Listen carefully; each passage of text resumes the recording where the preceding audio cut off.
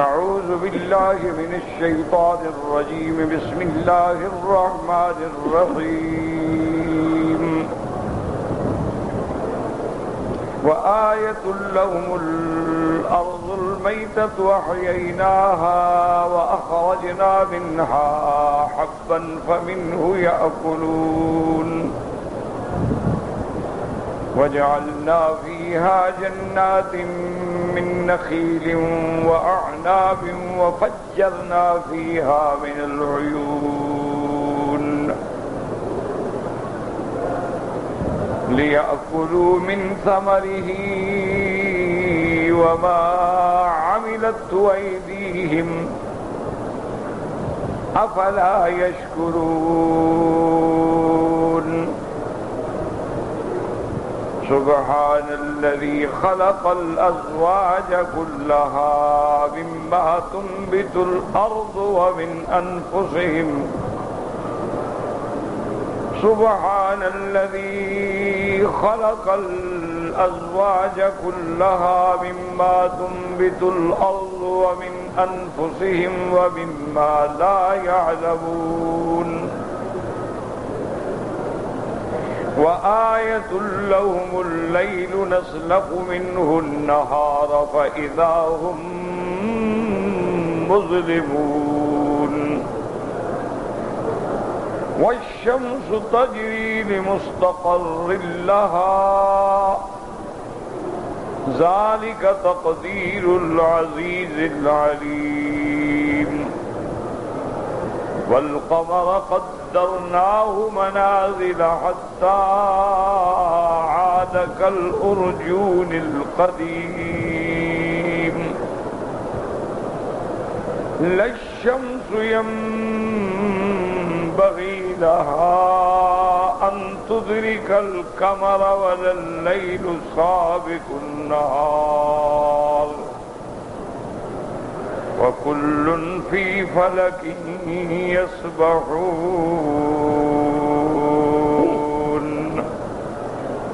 اللہ تبارک و تعالی نے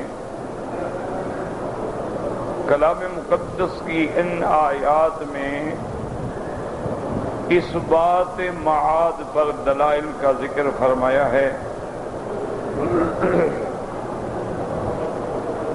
جیسا کہ پچھلی آیات میں آپ پڑھ چکے ہیں کہ اللہ نے ارشاد فرمایا تھا وَإِن كُلٌّ لَمَّا جَمِيعٌ لَدَيْنَا مُحْضَرُونَ کہ تمام امتیں جو گزر چکی ہیں جو آئیں گی سب اکٹھے ہو کے قیامت والے دن اللہ کی دربار میں حساب میں پیش ہوں.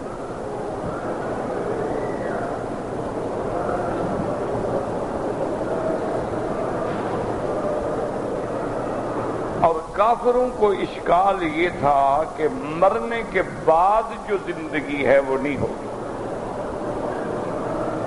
ان کا عقیدہ یہ تھا کہ ہم زندہ ہیں، مر گئے، ختم ہو گئے، بس اسی دنیا میں ہم کوئی پیدا ہوتا ہے، کوئی مر جاتا ہے. وما نحن بمبعوثین دوبارہ ہم نہیں اٹھائے. اس پہ الحمدللہ آپ قرآن میں متعدد آیات میں یہ بحث پڑھ چکے ہیں کہ کفار جو ہیں زندگی اس حیات کے تو قائل ہیں لیکن مرنے کے بعد کی زندگی کے قائل نہیں. وہ کہتے ہیں مرنے کے بعد ہم دوبارہ نہیں اٹھیں. ان کے اشکالات یہ ہیں کہ جی اگر مرنے کے بعد دوبارہ اٹھنا ہوتا تو ہمارے آبا اجداد سینکڑوں سال ہزاروں سال گزر گئے، کوئی واپس نہیں آیا، ہم کہاں آئیں گے؟ حضرت آدم علیہ السلام سے لے کر اس دور تک جتنے لوگ مر گئے، واپس تو کوئی بھی نہیں آیا. اس لیے وہ کہتے تھے پیغمبروں سے فَأْتُوا بِآبَائِنَا اگر تم سچے ہو کہ ہم نے مرنے کے بعد اٹھنا ہے تو پھر ہمارے باپ دادے کو لے آؤ. ایک ان کا یہ اشکال تھا. اور دوسرا اشکال ان کا یہ تھا کہ بھئی جب آدمی مر جاتا ہے، مٹی میں مل جاتا ہے، کوئی جل جاتا ہے، کوئی ڈوب جاتا ہے، کوئی ہوائی جہاز میں کریش ہونے سے ریزہ ریزہ ہو جاتا ہے، یہ دوبارہ کیسے اٹھیں گے؟ کہ بھئی آدمی مر گیا، ختم ہو گئی بات، دفن ہو گیا، مٹی میں مل گیا، اس کی ہڈیاں بھی گل گئیں۔ اچھا آگ میں جل گیا، پتہ ہی کوئی نہیں کہاں گیا۔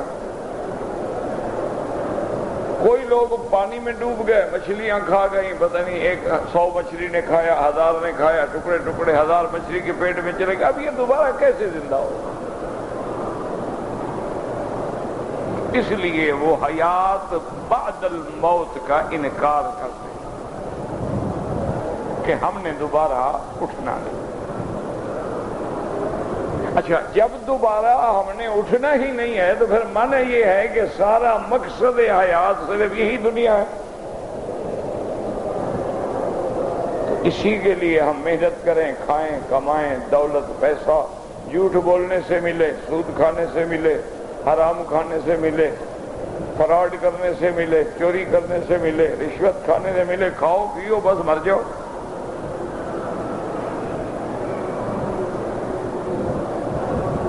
اسی لیے ہے نا کہ عالم دوبارہ نے بابر بعیش کوش کہ بھئی اب عیش کرو، مزے کرو، دوبارہ تھوڑا ہم نے اٹھنا ہے۔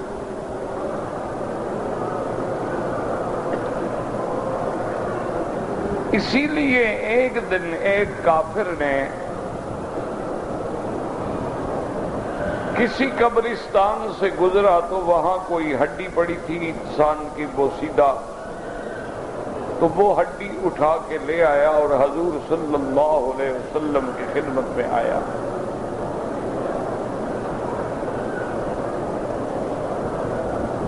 اور آگے کہنے لگا کہ حضور یہ دیکھیں یہ ہڈی ہے اور میں نے قبرستان سے اٹھائی، اور اس ہڈی کو جب یوں کیا وہ تو گل چکی تھی نا، پرانی ہو جاتی ہے ہڈیاں جب مٹی میں تو وہ تو گل جاتی ہے، وہ ریزہ ریزہ مٹی ہو گئی، پھونک ماری اڑ گئی۔ صدقہ حضور کیا آپ فرماتے ہیں کہ یہ دوبارہ اٹھیں گے؟ یہ جس ہڈی کا یہ عالم ہے کہ وہ ریزہ ریزہ ہو گئی، میں نے پھونک ماری اڑ گئی، یہ دوبارہ اٹھیں گے؟ حضور نے فرمایا کہ ہاں نہ اٹھیں گے۔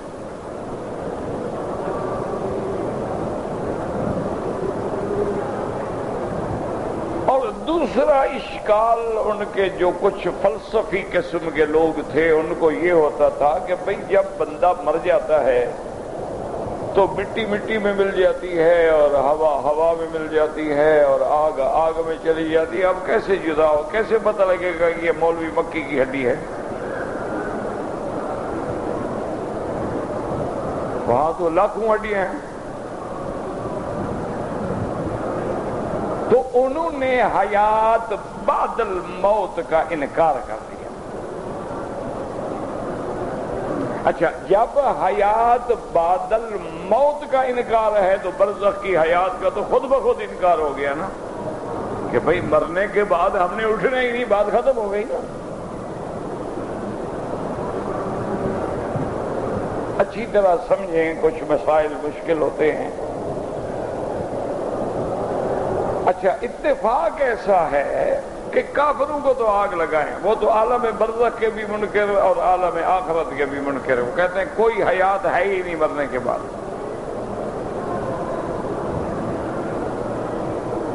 بعض مسلمان جو تھے نا جی، مسلمان یعنی ایمان والے، اسلام والے، اہل سنت والجماعت کہلانے والے فرقے جو تھے وہ بھی متذبذب ہو گئے۔ انہوں نے کہا کہ نہیں، مرنے کے بعد اٹھنا تو ضروری ہے کہ قرآن میں ہے،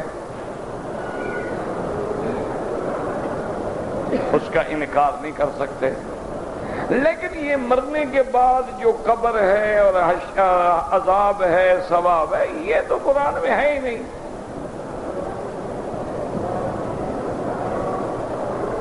لہذا انہوں نے عالم برزخ کا اور عذاب قبر کا انکار کر دیا۔ انہوں نے کہا کوئی عذاب نہیں، کوئی ثواب نہیں، بندہ مر گیا بس قیامت کو اٹھے گا، پھر عذاب ثواب فیصلہ ہوگا۔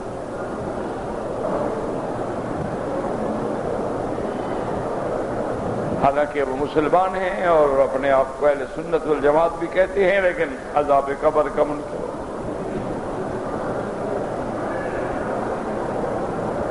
تو اب عقیدہ سمجھیں کہ صحیح عقیدہ قرآن و سنت کی روشنی میں کیا ہے کہ ہماری موت بھی برحق ہے اور موت سے کوئی نہیں بچ سکتا، سب پہ موت آئے گی۔ موت کے بعد حیات بھی برحق ہے، جس کا کوئی انکار نہیں۔ درمیان جو ہے عالم برزخ، اس میں عذاب قبر بھی حق ہے اور نعیم قبر بھی حق ہے۔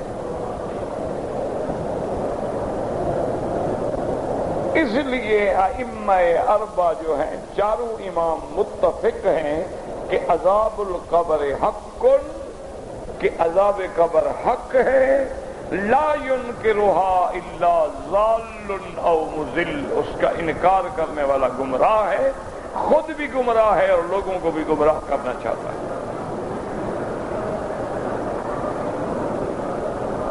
اور یاد رکھیں، جب ائمہ اربعہ چاروں امام کسی بات پہ متفق ہوں تو وہ بات بہت بڑا وزن رکھتی ہے۔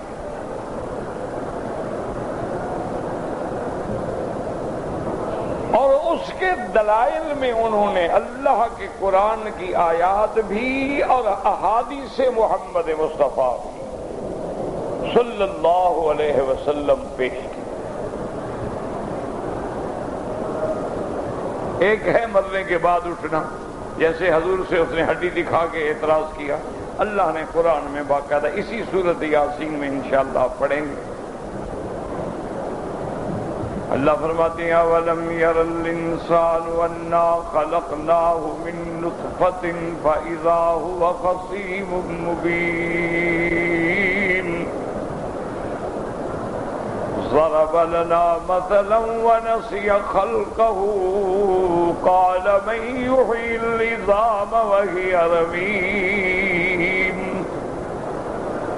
اللہ نے فرمایا میرا بدنی اولم یر الانسان، دیکھیں اس انسان کو، اس بندے کو دیکھیں، انا خلقناہ من نطفۃ، کہ اس کو ہم نے ایک حقیر پانی سے پیدا کیا، ایک گندے پانی سے پیدا کیا، گندی جگہ پہ اس کو رکھا، گندا خون اس کو کھلایا، پیشاب کے مقام سے اس کو نکالا، اور جب بڑا ہو گیا تو اب میرے ساتھ بھی جھگڑے کرتا ہے۔ میرا حضور آپ غور کریں، انسانوں دیکھو اس بندے کو تو دیکھو، انا خلقناہ من نطفۃ فاذا هو خصیم مبین۔ اب میرے سامنے میرا خصم بن کے، بڑا جھگڑالو بن کے کھڑا ہے اور خدا کو بھی مثالیں دیتا ہے۔ ضرب لنا مثلا، مثال دیتا ہے کہ جناب یہ مٹی ہو گئی، اڑ گئی، ونسی خلقہ، اپنی پیدائش بھول گیا، قال من یحیی العظام وہی رمیم، کہتا ہے وہ کون ہے جو اس بوسیدہ ہڈی کو دوبارہ اٹھائے گا؟ قل یحییھا الذی انشأھا اول مرہ۔ اللہ نے فرمایا میرا محبوب آپ اس کو بتلائیں، بدبخت جس نے پہلے تیرے اس پانی سے یہ ہڈیاں بنائی ہیں، اب وہ دوبارہ بنانے پہ بھی قادر۔ تو کیا ہے کہ نطفہ تھا نا، باپ کے پیشاب سے نکلا، ماں کی پیشاب کی جگہ میں داخل ہو کے رہ گیا، اس نطفے سے ہم نے تمہارا سر بنایا، ہڈیاں بنائی، اعصاب بنائے، عروق بنائے، رگیں بنائی، تمہیں بندہ بنایا۔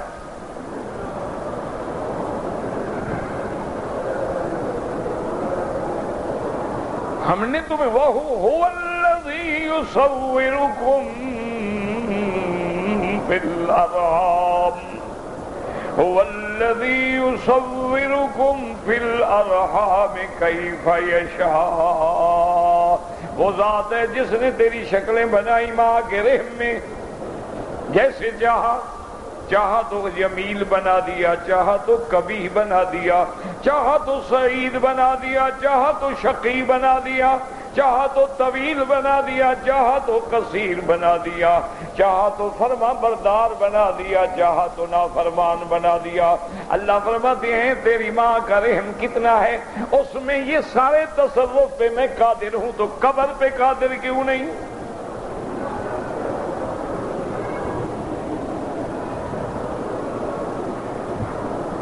یہ سارا تیری وجود کی تخلیق کا سسٹم جو ہے، یہ کہاں مشین بھی کہاں لگی ہوئی تھی؟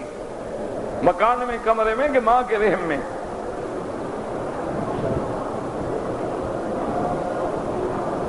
تو اگر اس تنگ جگہ پر میں نے تیرا سارا نظام بنا کے تمہیں بندہ بنا کے انسان بنا کے باہر بھیج دیا ہے، تو قبر سے دوبارہ تمہیں بنانا کیا مشکل ہے میرے لیے؟ قُلْ يُحْيِيهَا الَّذِي أَنشَأَهَا أَوَّلَ مَرَّةٍ وَهُوَ بِكُلِّ خَلْقٍ عَلِيمٌ۔ باقی تیرا یہ کہنا کہ یہ ہڈی کس کی ہے، یہ مٹی کس کی ہے، یہ بندے کے لیے تو مشکل ہے، میں تو علیم ہوں، اللہ ہوں، علم الغیب کا مالک ہوں، میرے لیے کیا مشکل ہے؟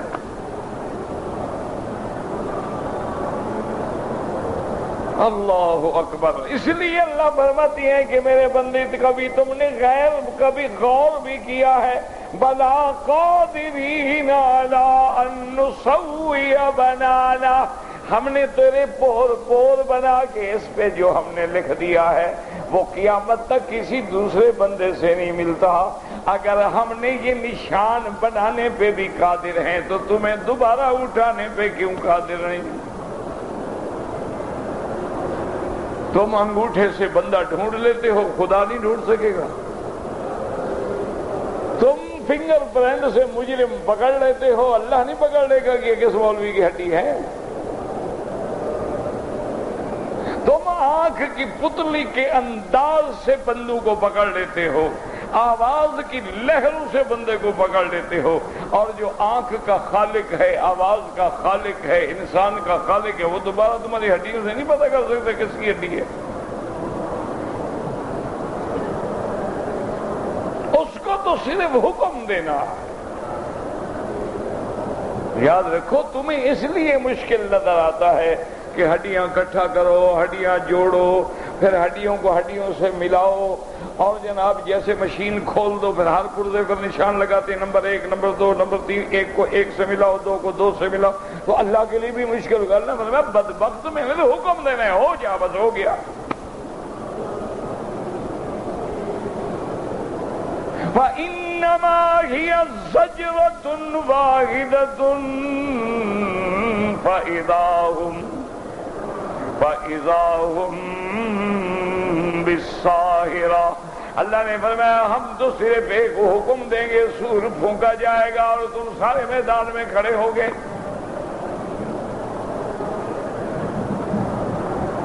تو وہاں کوئی دیر تھوڑی ہوگی کہ فرشتے آئیں گے تیری ہڈیاں ڈھونڈنے۔ ما بین النفختین، یاد رکھو کہ 40 سال کا مدت ہوگی، بعض علماء فرماتے ہیں 40 دن کی مدت ہوگی، پھر اللہ حکم دیں گے بارش برسے گی۔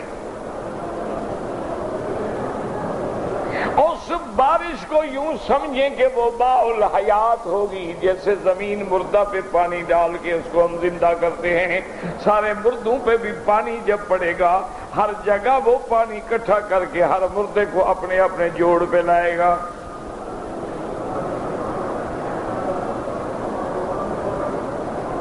اس لیے یاد رکھیں کہ عذاب قبر بھی حق ہے، کیوں؟ ایک تو قرآن ہے، النار یعرضون علیہا غدوا وعشیا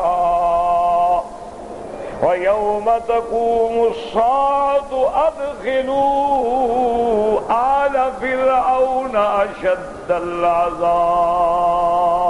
العذاب، ایک تو صبح و شام وہ آگ میں پیش ہو رہے ہیں، اور جب قیامت کا دن ہوگا پھر اشد العذاب میں داخل ہوں گے۔ معلوم ہوا ایک عذاب پہلے ہے، ایک عذاب آخرت کا ہے۔ اشد العذاب آخرت کا ہے، یہ پہلا عذاب جو ہے عذاب قبر ہے۔ اس لیے قرآن دوسری جگہ کہتے ہیں وَلَنُذِيقَنَّهُم مِّنَ الْعَذَابِ الْأَدْنَىٰ دُونَ الْعَذَابِ الْأَكْبَرِ۔ اللہ فرماتے ہیں ہم ان کو چکھائیں گے پہلے ذرا قریبی عذاب، اس عذاب بڑے سے پہلے۔ تو علماء نے فرمایا کہ اس سے مراد بھی عذاب قبر ہے۔ اور پھر سب سے بڑی بات یہ ہے کہ میرے مدنی رحمت دو عالم نے اپنی امت کو دعا سکھلائی کہ روز مانگا کرو اللہم انی اعوذ بک من عذاب القبر واعوذ بک من فتنة المسیح الدجال۔ اگر عذاب قبر ہے ہی نہیں تو پھر اللہ کے نبی کس عذاب سے پناہ مانگنے کی دعا سکھلا رہے ہیں؟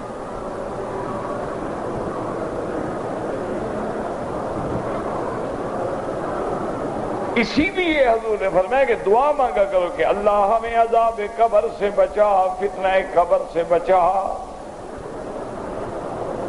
حضور نے دعا سکھلائی۔ اور دوسری بات یہ ہے کہ حضور پاک نے رحمت دو جہاں نے گواہی دی، آپ قبروں پہ گزرے، آپ نے فرمایا انہما لیعذبان، ان دو قبر والوں پر عذاب ہو رہا ہے۔ حضور نے خود آنکھوں سے دیکھا۔ تو اب ہم حضور کی گواہی مانیں گے، آج کے مولوی کے عقلی دلائل مانیں گے؟ جی وہ بندہ تو مر گیا، جی روح تو علیین میں چلا گیا، کافر کا روح تو جناب سجین میں چلا گیا، عذاب کیسے ہوتا ہے؟ سورج اپنے مقام پہ ہے، اس کی تپش کیسے پہنچتی ہے؟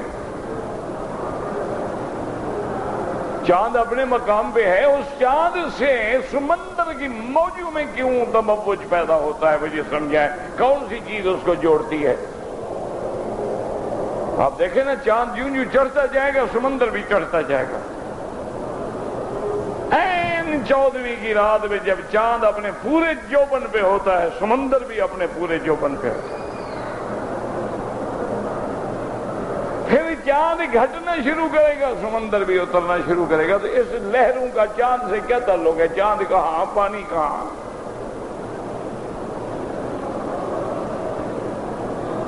اب تو خیر دور جانے کی بات ہی نہیں ہے نا، اب تو تمہارے عذاب قبر یا حشر کی دلیل ہر بندے کی جیب میں ہے، موبائل آپ کی جیب میں ہے، آپ جناب پنچ کرتے ہیں وہی نمبر پکڑتا ہے، دوسرا نہیں پکڑتا۔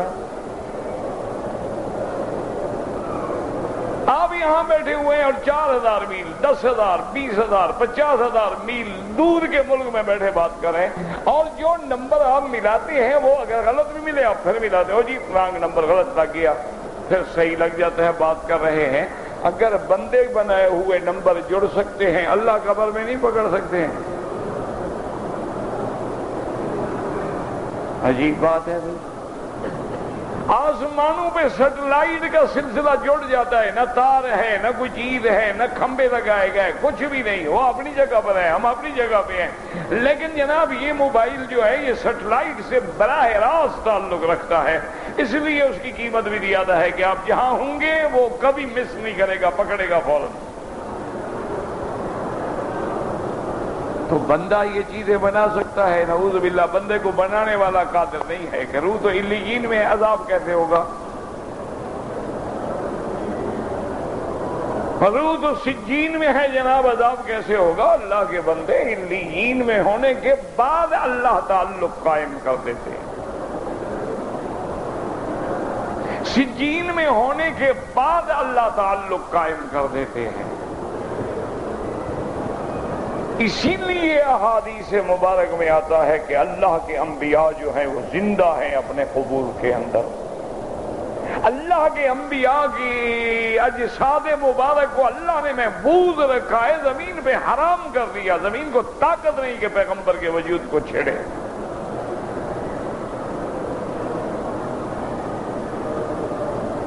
تو اس لیے ہمیشہ سمجھا کریں کہ عذاب قبر بھی حق ہے، جب عذاب قبر حق ہے تو نعیم بھی حق ہے۔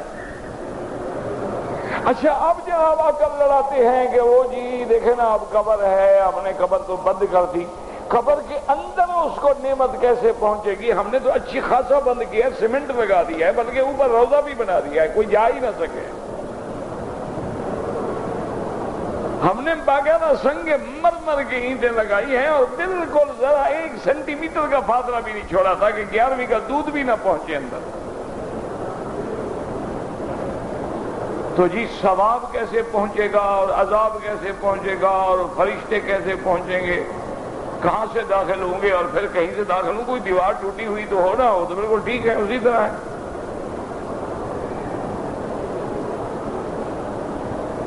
تو وہ کیسے داخل ہوں گے؟ اللہ فرماتا ہے میرے بندے، جب ابراہیم میرا، خلیل میرا، نبی میرا، امام الموحدین، ابو الانبیاء والمرسلین، جب میری توحید کے لیے آزمایا گیا اور اسے 1 میل لمبے آگ کے الاؤ میں ڈالا گیا، اس کو آگ کے اندر کس نے کپڑے پہنچائے؟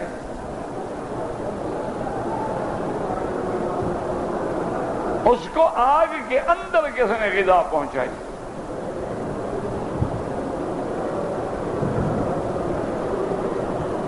تو اللہ فرماتے ہیں اگر اس کو آگ کے اندر میں پہنچا سکتا ہوں اور یونس کو مچھلی کے پیٹ میں محفوظ رکھ سکتا ہوں، حکم دے دیتا ہوں خبردار دانت بھی نہ لگے، تکلیف بھی نہ ہو، بس اس کو اپنے پیٹ میں قید رکھو، تو میرے لیے تیری کا۔ اور پھر سب سے بڑی تیری ماں چل رہی ہے، پھر رہی ہے، کھا رہی ہے، پی رہی ہے، اور اندر بچے کا سارا نظام سسٹم بن رہا ہے اور فرشتے اندر بیٹھے لکھ رہے ہیں، اس کو پتہ ہی نہیں۔ تو یہ فرشتے کیسے اندر دخل لے لیتے ہیں؟ اچھا فرشتے ہمارے کندھوں پہ موجود ہیں، ہمیں پتہ ہی نہیں۔ اسی لیے قیامت میں بعض کافر جو ہے نا، جیسے یہاں عادت ہو گئی ہے نا جھوٹ بولنے کی، پھر جھوٹ کی عادت تو عادت ہوتی ہے نا، پھر مرتے وقت بھی نہیں چھوڑتی۔ اس لیے وہ محاورہ ہے کہ آدمی کی عادت جو ہے مرنے کے بعد بھی قبر پہ آ جاتی ہے۔ عربوں میں مثال ہے کہ کوئی تمہیں کہے کہ فلاں جگہ پہاڑ تھا یار اب تو نہیں ہے، یہ تو مان لو، لیکن وہ کہے فلاں بندے کی جھوٹ بولنے کی عادت تھی، اس نے چھوڑ دیا، یہ بات نہ ماننا، عادت نہیں جاتی۔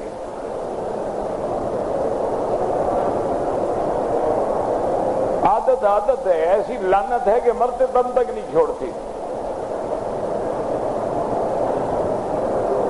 یہ ایسی بلا ہوتی ہے، اللہ پاک اچھی عادت ہے تو اچھی ہے، بری ہے تو پھر بری ہے۔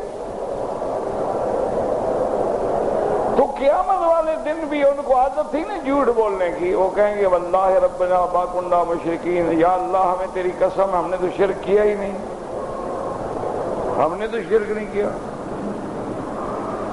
مولا ہم نے تو تیرے کسی غیر کو شریک نہیں بنا، ہم نے شرک کیا ہی نہیں ہے جناب۔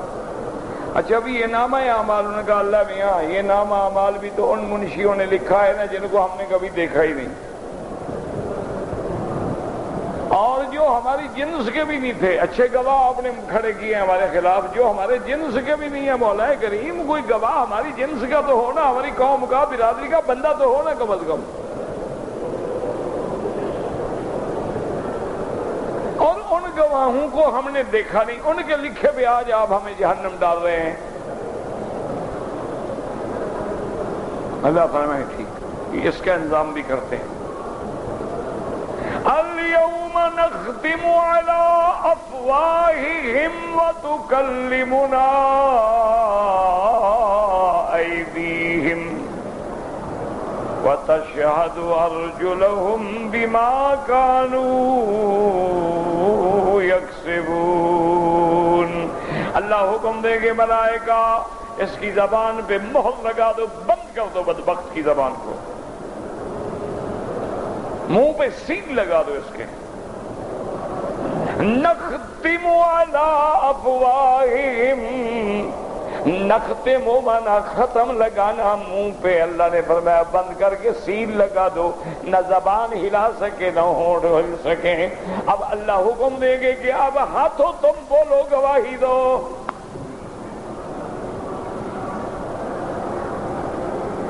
وَتُكَلِّمُنَا أَيْدِيهِمْ وَتَشْهَدُ أَرْجُلُهُمْ بِمَا كَانُوا يَكْسِبُونَ۔ اللہ فرمائیں گے ہاتھ گواہی دو، تم نے کتنے لوگوں کی جیبیں کاٹی، کتنی کو تھپڑ مارے، کتنی کو تکلیف پہنچائی۔ پاؤں بات کرو، کتنی دفعہ تم زنا کے لیے چل کے گئے، شراب پینے کے لیے چل کے گئے، گناہ کے لیے چل کے گئے، حتیٰ کہ اللہ حکم دیں گے فخذ کو کہ تم بولو تم پر کتنی عورتوں کی رانیں آئیں، گواہی دو۔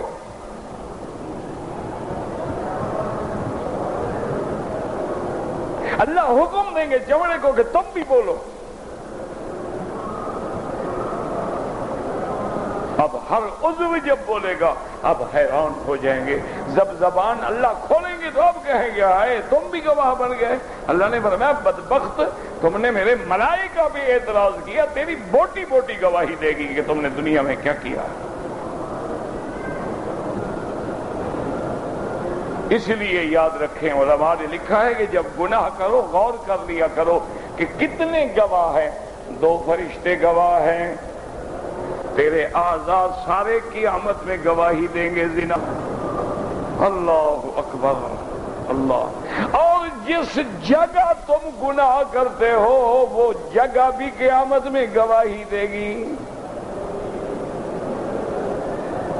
بلکہ ایک حدیث میں آتا ہے کہ جب بندہ زنا کرتا ہے، شراب پیتا ہے، گناہ کرتا ہے، بے حیائی کرتا ہے، وہ زمین فریاد کرتی ہے کہ میرا اللہ مجھے حکم دے اس ظالم کو ابھی میں نگل جاؤں۔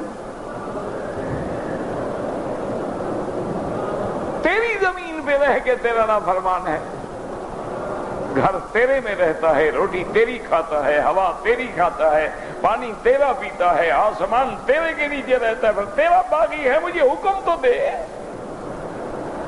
اللہ فرمائیں گے زمین میں نے ایک وقت مقرر رکھا ہے، اس وقت کو آنے تو جب آ جائے گا تو میں اس کو خود بدلا دوں گا۔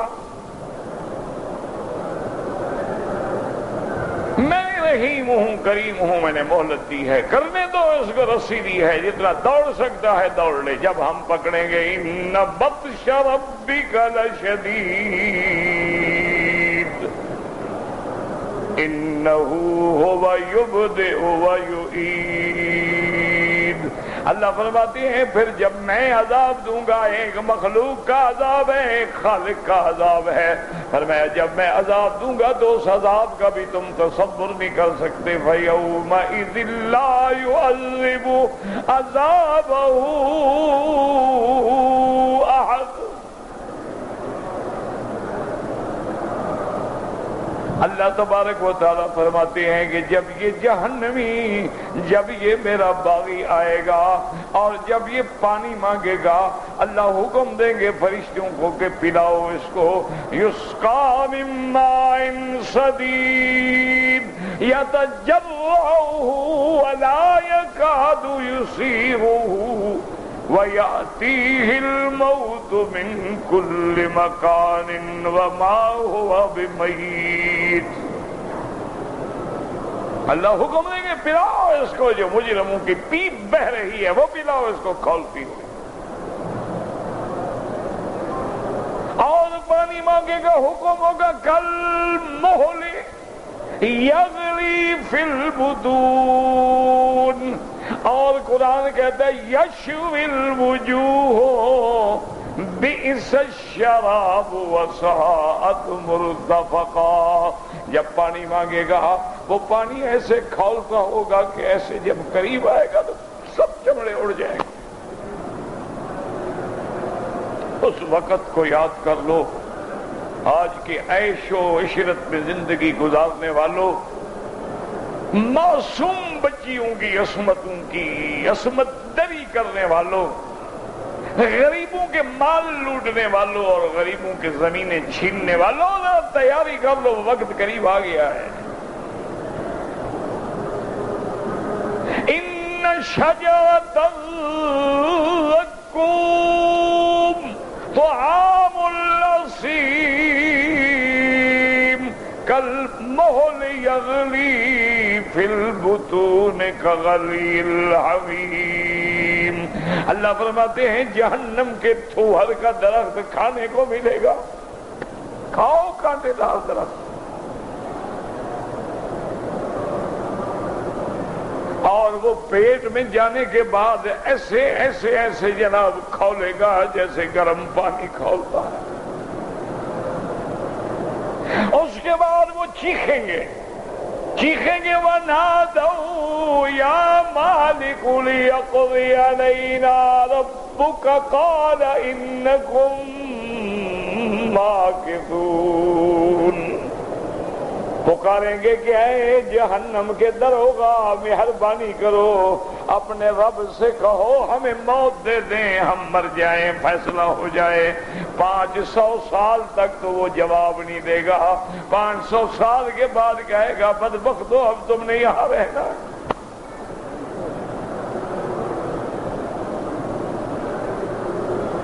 اللہ اکبر۔ دوسری جگہ قرآن فَاصْبِرُوا أَوْ لَا تَصْبِرُوا سَوَاءٌ عَلَيْكُمْ، فرشتے کہیں گے کہ صبر کرو یا چیخو برابر ہے، کوئی فیصلہ اب رحم نہیں ہو سکتا۔ انما تجزون ما کنتم تعملون، آج تیرے عملوں کی تجھے سزا مل رہی ہے، اللہ نے تم پہ کوئی زیادتی نہیں کی۔ اللہ اکبر۔ اس لیے قرآن کہتا ہے کہ جب کافر جہنم کے سامنے آئیں گے، اللہ اکبر، ملائکہ کہیں گے افسحر ھذا ام انتم لا تبصرون۔ اللہ حکم دیں گے، ملائکہ کہیں گے بدبختو تم دنیا میں کہتے تھے جادوگر ہیں، نبی نہیں ہیں جادوگر ہیں، شاعر ہیں جادوگر ہیں، اب ذرا جہنم کو غور کر کے دیکھ لو، کہیں یہ بھی تو جادو کی جہنم نہیں، اچھی طرح چیک کر لو، یہ نہ ہو کہ جادو ہو، یا اندھے ہو آنکھیں نہیں اٹھاتے ہو۔ اس لیے قرآن کہتا ہے کیفیت کیا ہوگی، وَتَرَىٰ كُلُّ أُمَّةٍ جَاثِيَةٍ كُلُّ أُمَّةٍ تُدْعَىٰ إِلَىٰ كِتَابِهَا۔ اللہ فرماتے ہیں ہر آدمی اپنے گھٹنوں کے بل پڑا ہوگا اور حکم ہوگا بلاؤ، آؤ اپنی کتاب لو، اپنا نامہ عمل لو، اب بتلاؤ تمہارے ساتھ کیا فیصلہ کریں۔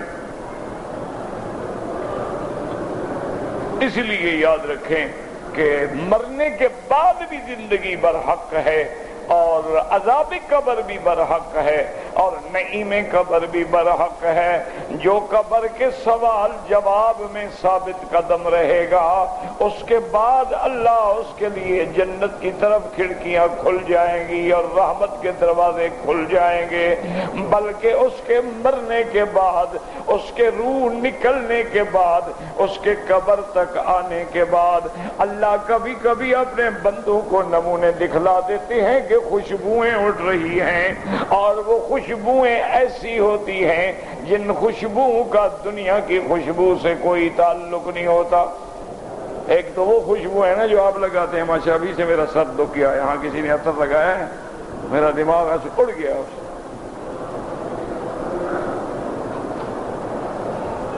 اللہ معاف کرے، کیمیکل کے ہوتے ہیں نا یہ مصنوعی بنے ہوئے، اللہ اتنے تیز ہوتے ہیں، بتائیں اس کے برداشت کرنے کے بعد جو لگاتے ہیں ان کا دماغ مضبوط ہوگا، ہماری تو طاقت نہیں ہے۔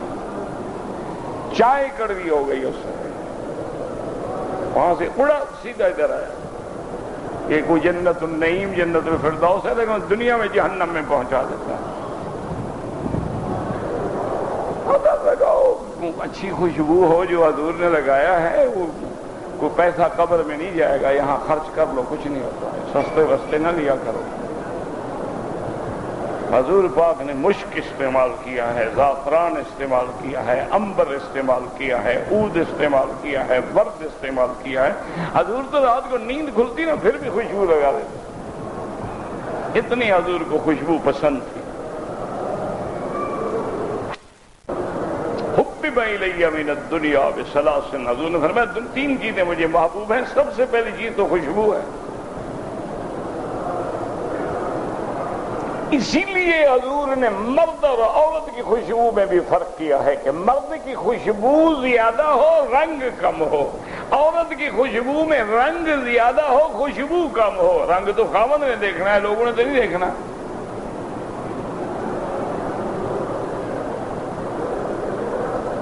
آج کل جو کچھ ہو رہا ہے یہ تو خیر عورت کہلانے کی حقدار ہی نہیں ہے میری بیٹی، سیدھی بات۔ عورت عربی لفظ ہے بلا انگلش لفظ ہے؟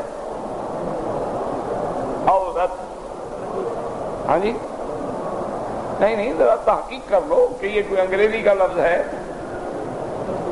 فارسی کا لفظ ہے، فرینچ ہے، جرمن ہے، کوئی اردو ہے، کیا ہے؟ اور اگر عورت کا لفظ عربی ہے تو پھر عربی لغت میں اس کا ترجمہ دیکھو کیا معنی ہے عورا کا۔ عورت کو عورت کیوں کہا جاتا ہے؟ اب دیکھو نا، عورت الرجل، حضور نے فرمایا مرد کی عورا کیا ہے؟ ناف سے لے کر گھٹنے تک یہ عورا ہے، اس کا چھپانا ہر حال میں لازم ہے۔ ذرا سا بھی ظاہر ہونا، نماز ہوگی نہ عمرہ ہوگا نہ حج ہوگا نہ زکات ہوگی، کیونکہ یہ عورا ہے، اس کا چھپا۔ اور عورت کو نے کہا سر سے لے کر پاؤں تک وہ عورا ہے، اس کا سر سے لے کر پاؤں تک چھپانا ضروری ہے۔ اسی لیے مسئلہ ستر العورت، حتیٰ کہ ایک صحابی نے پوچھا، اس نے کہا یا رسول اللہ اگر ہم دو تین بھائی ہیں، دوست ہیں، ساتھی ہیں، مرد ہیں، ہم نے فرمایا نہیں، لا یبارش الرجل والرجل ولا المرأة والمرأة، مرد کا عورا مرد کو دیکھنا حرام ہے، جیسے مرد کا عورا عورت کا عورا مرد کا بھی نہیں دیکھ سکتا، عورت کے لیے عورا عورت کا دیکھنا بھی حرام ہے۔ ایک صحابی نے پوچھا، اس نے کہا یا رسول اللہ اگر دو مرد ہیں ایک کپڑے کے اندر سو جائیں، مثلا کپڑے اتار دیے ایک کپڑا اوپر پر، بالکل جائز نہیں کہ ان کا بدن بدن سے مس کرے۔ لا یباشر الرجل الرجل ولا المرأة والمرأة۔ اس نے کہا اچھا حضور ایک مسئلہ ذرا سمجھا دیں کہ اگر میں کمرے میں اکیلا ہوں، کوئی بندہ ہے ہی نہیں، تو پھر تو میں کپڑے اتار کے سو جاؤں؟ آپ نے فرمایا فاللہ حق ان یستحی منہ، اللہ زیادہ حقدار ہے کہ اسے حیا کرو، وہ تو دیکھ رہا ہے نا۔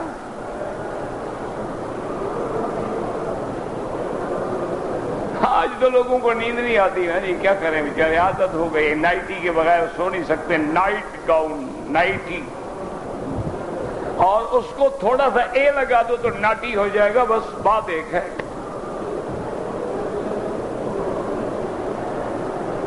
اسی لیے یہ سارا وہ ان سے آتا ہے نا، نفرت آئے گی نا، ناٹی ہو، نائکی ہو، نائکی کے جوگر ہوں، سب ان سے آئے گا۔ ان کیا ہے؟ نفرت۔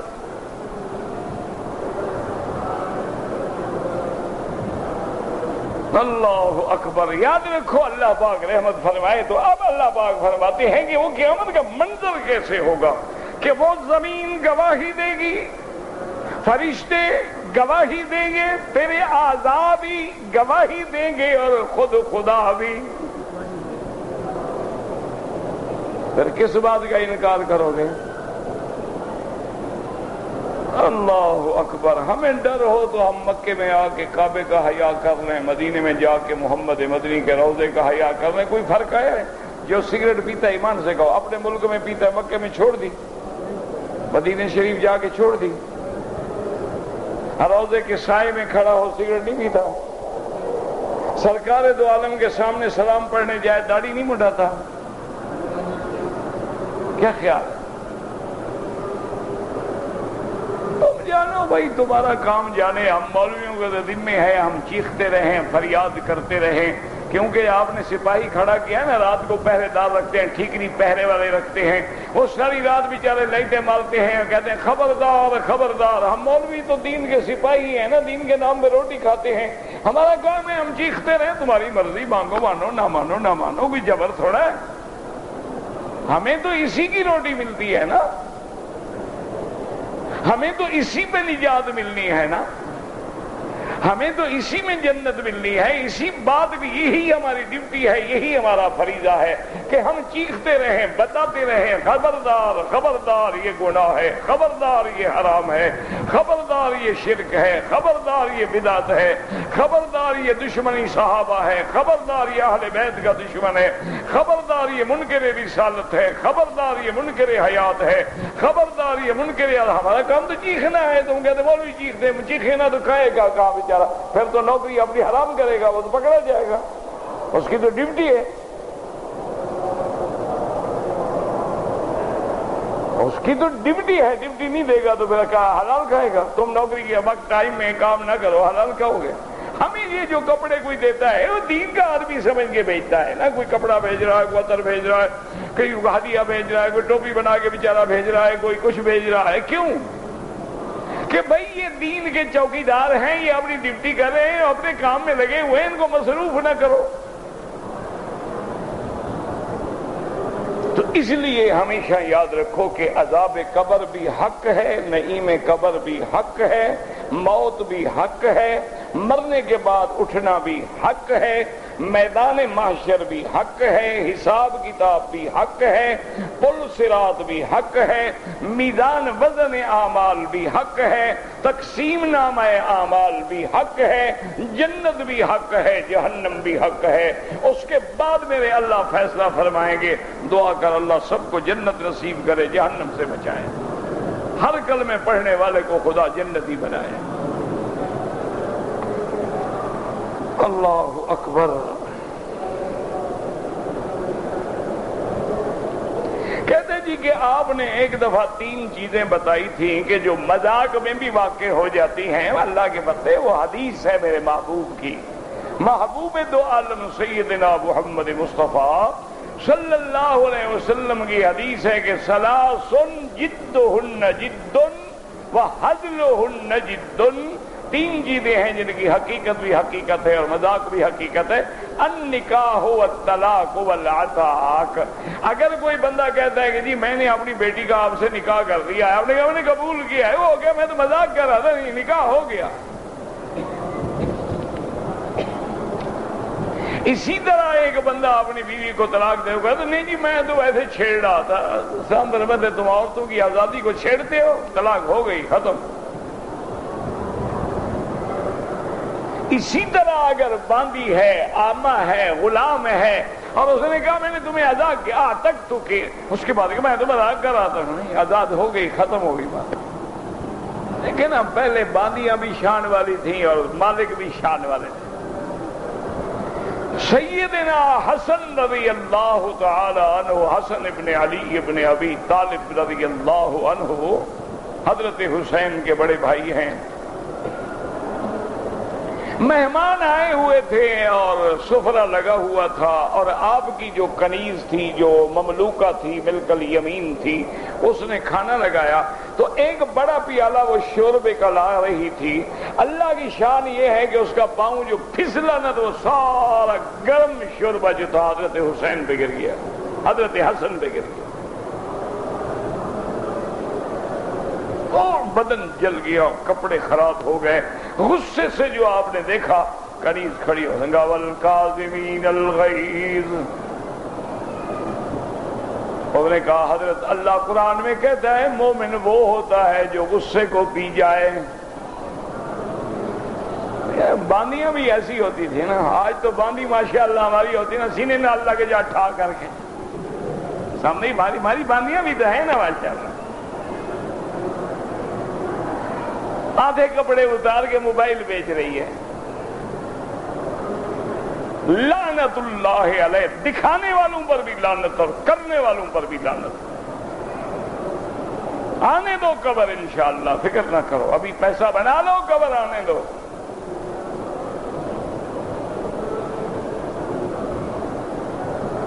آپ جناب دیکھیں یہ باندھی ہے نا کہ والکاظمین الغیظ، مومن کی صفت ہے کہ غصہ آئے تو پی جائے۔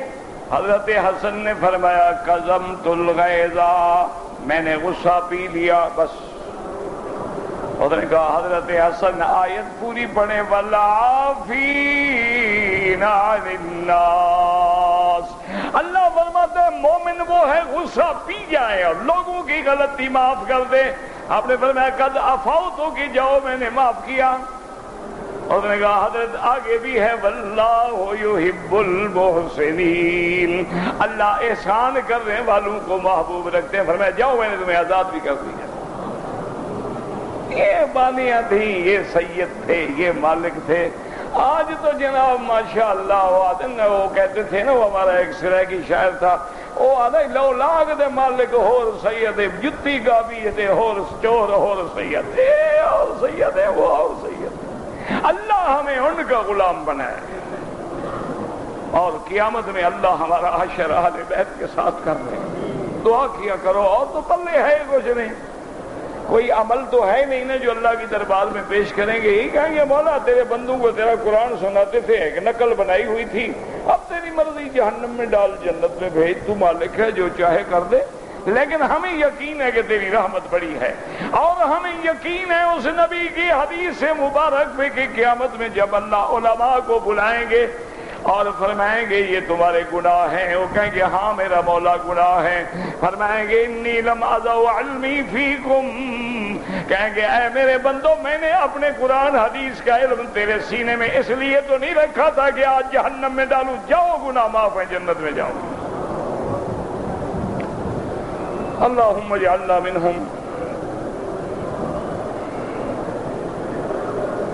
لندن میں جو گوشت ہوتا ہے بکرے مرغی کا، اگر یاد رکھو وہ مسلمان کا ذبیحہ نہیں ہے تو حرام ہے.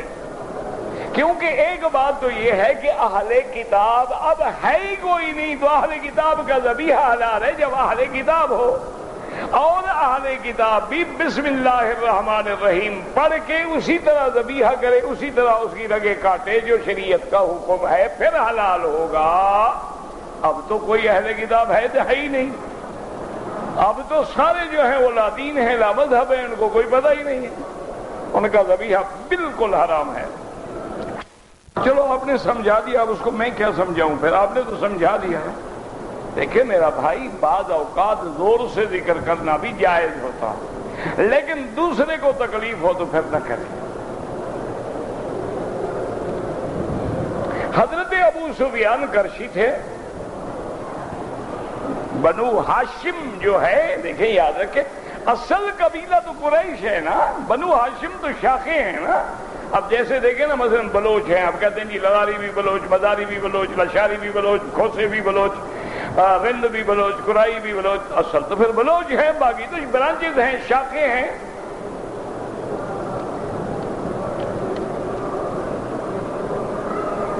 مطاف میں نماز پڑھو یا جہاں نماز پڑھو، سجدے کی جگہ نظر رکھو.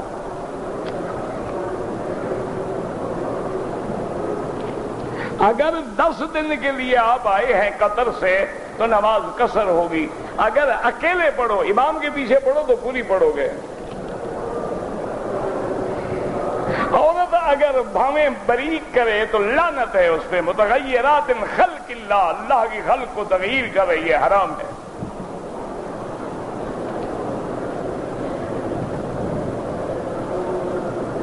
ایک آدمی نے مدینے عمرے کے لیے آیا، احرام باندھا، طواف کیا، صفا نہیں کی، حلق کرا لیا، دم پڑ گئی. پھر مدینے منورہ گیا، دوسرا عمرہ کیا، اور دوسرا ہے. پہلے میں جو غلطی کی ہے اس کی دم تو ادا کرے نا.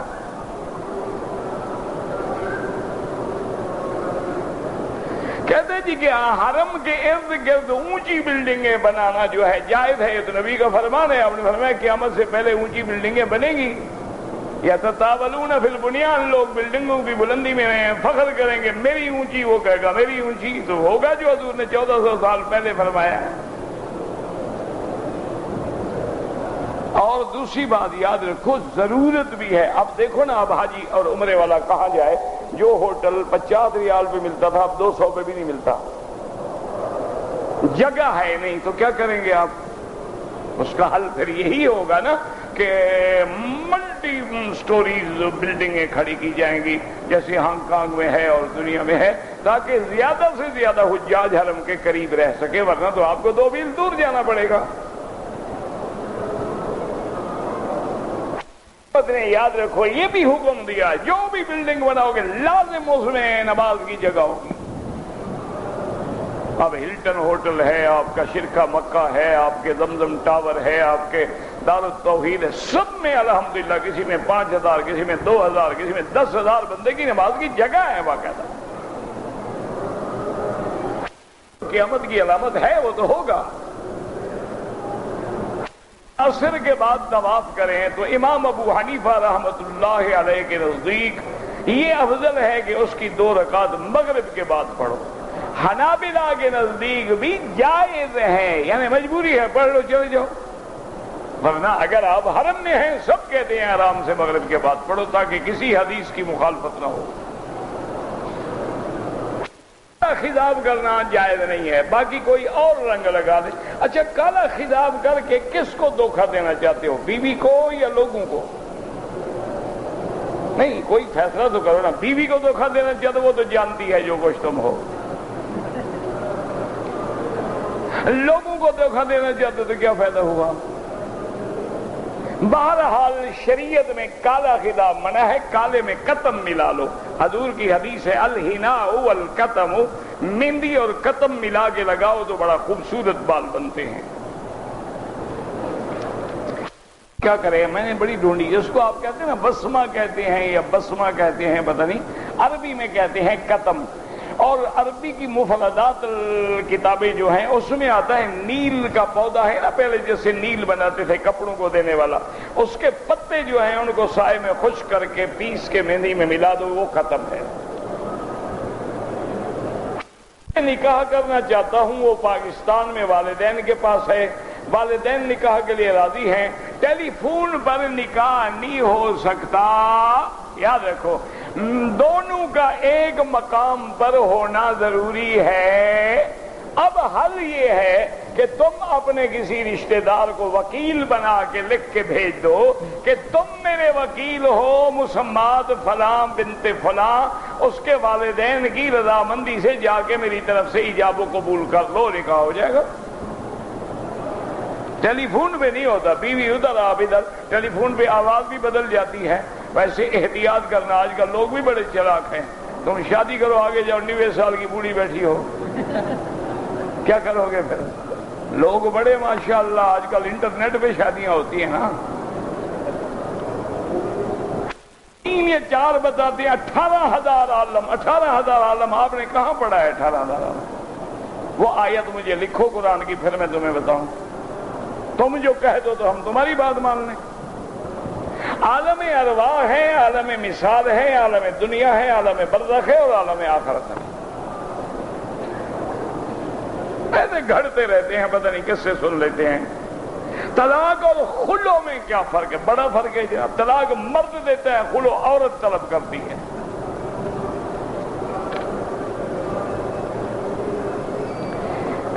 مجھے قاری عبدالغفار صاحب نے آپ کے لیے کچھ کتابیں دی ہیں، تو میرے ساتھی بیٹھے ہیں، ان کو دے دیں، مجھے پہنچا دیں گے کتابیں۔ اب ہر کام تو میرے گلے میں نہ ڈالا کرو نا، میں 1.5 گھنٹہ بول کے جب کھڑا ہوتا ہوں، او جی میری فلانی بات، او جی میرا دماغ اس وقت خراب ہوتا ہے، تھک جاتا ہے، بندہ ہوں نا۔ ایک ساتھی نے یہ ایرانہ سے احرام باندھا، طواف سعی کیا، سر کے بالوں کو نہ کتروایا نہ مڈایا، احرام کھول دیا۔ بہرحال فوراً سر بھی منڈوائے، کپڑے اتار کے احرام باندھ کے سر منڈائے، ایک بکری دم بھی ادا کرے۔ اسے بیعت کرنا چاہیے، بالکل کرنی چاہیے، کیونکہ بیعت علی اسلام ہے، بیعت علی الجہاد ہے، بیعت علی السمع والطاعہ ہے، تو جب تک بیعت نہ ہو جماعت کیسے بنے گی؟ اسی لیے حکم ہے کہ سفر میں جاؤ 3 آدمی ہو تو ایک کو امیر بنا لو، لیکن بیعت ہونے کے لیے یہ ضروری ہے کہ جس کی بیعت کرنی ہو یہ دیکھو کہ وہ قرآن و سنت کا خود عمل کرنے والا ہے یا نہیں۔ یہ صرف پیٹ بڑا دیکھ کے گردن موٹی دیکھ کے بیعت نہ ہو جانا، یہ دیکھنا کہ اس کا عمل قرآن و سنت کے مطابق ہے۔ بالکل سر آنکھوں پہ اس کا جوتا بھی ہمارا تاج ہے۔